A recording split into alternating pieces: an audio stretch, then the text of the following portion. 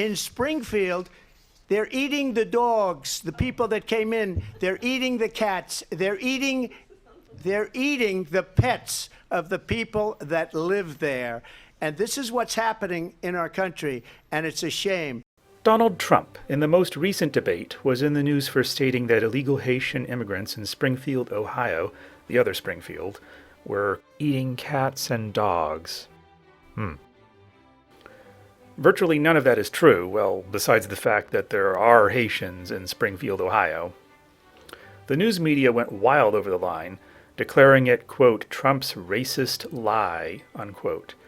One article, quoting a Chinese woman in USA Today, labeled it very old racism and linked it to anti-Chinese nativism of the 19th century.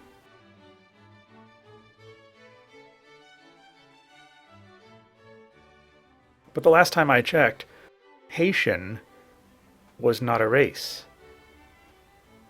It's a nationality. If Trump had said, black people are eating cats and dogs, it would have sent a different message, but he didn't. So the statement isn't racist. It's xenophobic. Journalists have a responsibility to be accurate, especially when accusing people of wrongdoing. So where does this stereotype of eating cats and dogs come from? Why is it a stereotype? Is the question. You may have heard about Koreans eating dogs. Is that anti-Korean racism? Actually, they do eat dogs. But it's an uncommon meat used in a few obscure dishes. They used to have special slaughterhouses and markets for dog meat. But it's a practice mostly confined to older generations. And a recent survey found almost 85% of Koreans had never eaten dog.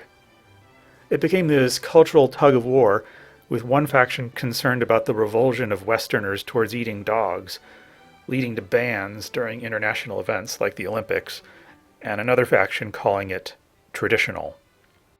One legislator spoke of there being companionship dogs and meat dogs.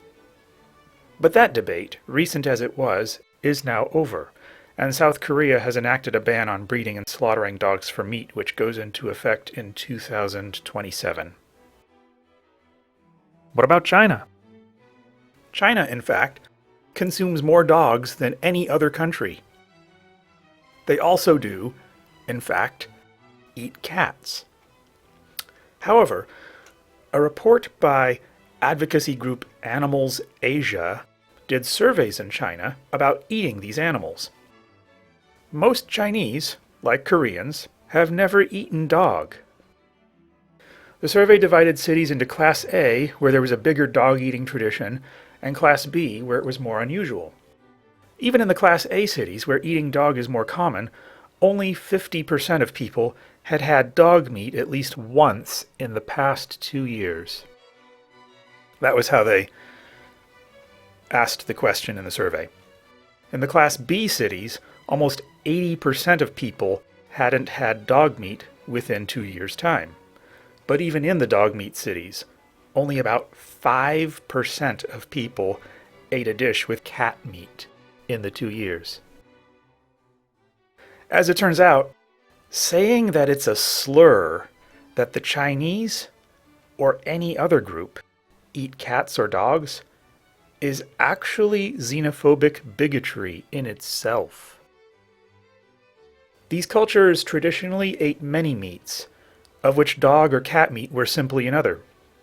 Recall the wet market of Wuhan with its pangolins and monkeys and snakes and whatever. But the Western concept of dogs and cats as pets and family members has gradually spread in Asia, leading the government of China to officially ban dog meat for food in 2020. That was more of a legal technicality. The Dog Meat Festival in China is held every year, and people continue to get hold of the meat. If you look up the list of countries where there's a dog-eating tradition, there are actually a surprising number. In some cases, it is tradition, But in many countries, people simply eat what is available.